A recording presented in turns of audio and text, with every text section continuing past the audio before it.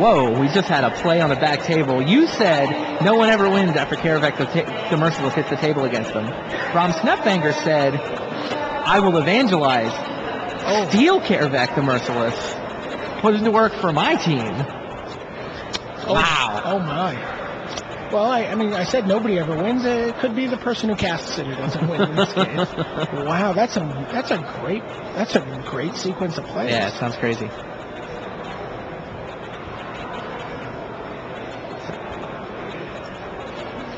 Yeah, Brom had just swept the board with Desolation Giant.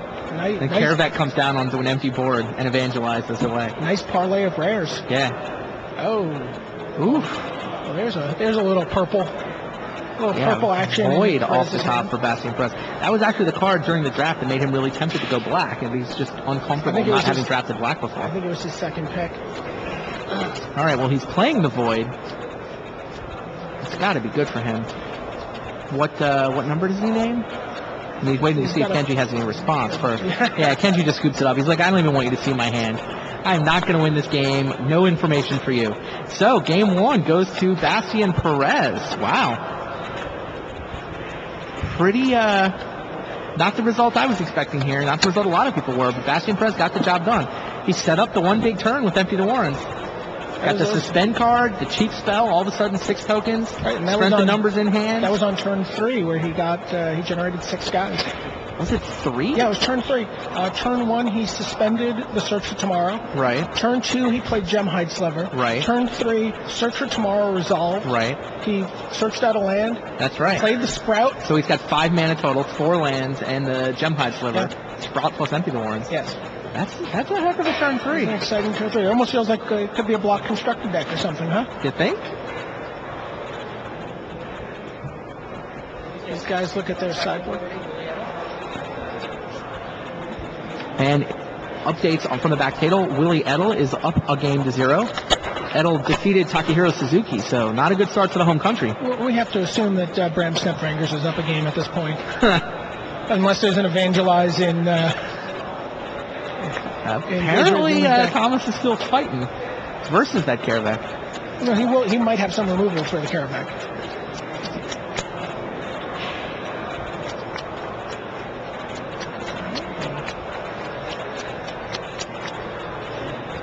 Sideboarding is pretty interesting in this format.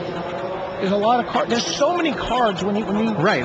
If you've been able to accumulate cards in your colors, you have so many options. Yeah, Aaron Forsythe put a good 4 or 5 cards, playable cards in your sideboard that might be good for a particular matchup. Yeah, Aaron Forsythe put a good article about that last Friday on MagicGathering.com, talking about how this format, I mean, it was a deliberate decision by the design and development team from Time Spiral to just have more playables, give people more options, and he really likes the way that adds the skill-testing element to sideboarding. You've got, 4 or 5 cards that could legitimately have been in your deck, so opponent to opponent, the strengths and values of the different cards should vary by enough that you got options. Options you don't normally have in Limited. I've heard that from players who've played in the PTQ so far, that they were very excited by the depth of cards and the card pool when they're building a seal deck, that there's actually a lot of decision-making, a lot of options from the sideboard, a lot of opportunities to change color, surprising amount of color fixing that you don't see at first glance when you first look at the set. No, Terramorphic Expanse and... Terramorphic Expanse, Prismatic Lens, Chromatic Star. Right. All the storage lands, which have been a lot better than I think anybody... Not quite Karoo level discovery, but good. They're quite good.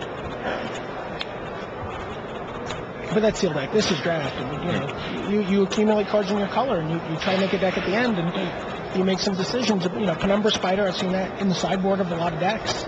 Wow. People have, they'll have an aggressive green-red deck. They don't want to take time out to play the spiders, but they find they're overmatched by flyers. They can bring in a spider, and just, that just destroys people's whole strategy. Spider's actually been better against black removal decks than it is against flyer decks. Yeah, I would think so. It's just so frustrating. Yeah. You have to waste 2 spells to kill one guy. Meanwhile, Brom Snapfingers did indeed win his first game, evangelizing away Karavec, got the job done. So Snapfingers is up a game, Edel's up a game, Perez is up a game, and I believe Saito and Merkel are still in their first game. All right. Perez and Sumura off to the races in game 2. Boston's hand looks pretty solid. He's got 3 lands, got a mix of creatures. But not nearly as explosive as his previous hand. No. Does have Gemhide Sliver, but yeah, it's just going to be guys after this. No Empty the Warrens to go with the strength of numbers he's got. Meanwhile... Oh, Zealot back. That could be very good. That should shut down the... Well, there's a sudden shock in Bastion's hand, I suspect.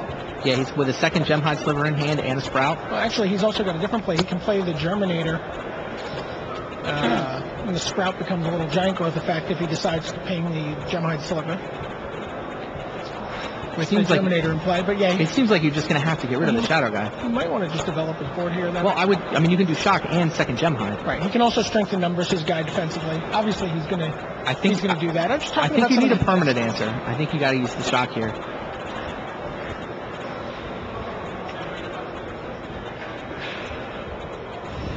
Does have several options, but I would go Gemhide Sliver and shock.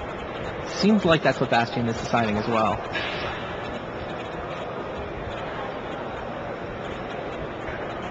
What's your play? I think I would ultimately settle on that. I was just excited about the possibility of using the Germinator and the Sprout. It's a one-turn solution. The danger of cool things. That's how I roll, Randy. Yeah, there's the sudden shock. Get the Shadow off the board, and now here's the second 1/1. So Kenji now is, what is it that's counting down? That's a Peregrine Drake. Peregrine Drake. Fine Flyer, and... Armor Seekers. Kenji adds an Armor Seekers to his board. So Armor Seekers and Peregrine Drake with 1 suspend counter left versus 2 Gemhide Slivers.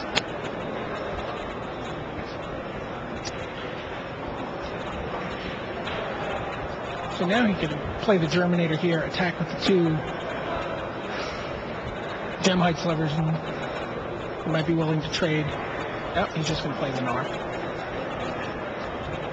In comes Peregrine Drake. Kenji draws a card. His hand looks pretty solid. And both players basically have monsters this game. And there's the Opal Guardian. Bastion picks it up. Yeah, I think you're going to have to play creatures this game, so pretty much that's a 3/4 flyer against you. Oh, well, maybe he doesn't need to play creatures this game. Oh, Empty the Warrens again? Can he get away with Sprout? Oh, update on the back table. Jan Moritz Merkel has taken game 1 from Tomoharu Saito. Oh, Saito got attacked with a negator. Got it gang blocked, lost most of his board apparently. Oof. Oh, surprise Scrib Ranger came down, untapped a big man. Ah, there goes your board. I love the Scrib Ranger. Nice. So here's Empty the Warrens. And a monstrous Herdnar. Monstrous Herdnar. 2, 4, 6, 8, 10, 12, 13. Oh, yeah.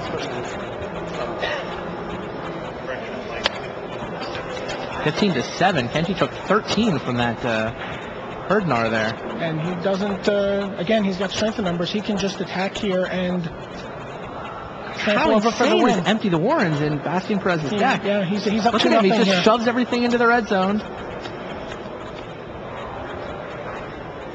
Yep. Wow. Holy Bastion Perez. Quick 2-0 lead over Kenji Samura. And you can see that he's really familiar with this deck. I mean, he it's a good point. Understands how it plays out. I mean, no, he didn't worry about turning on the Opal Guardian. He just...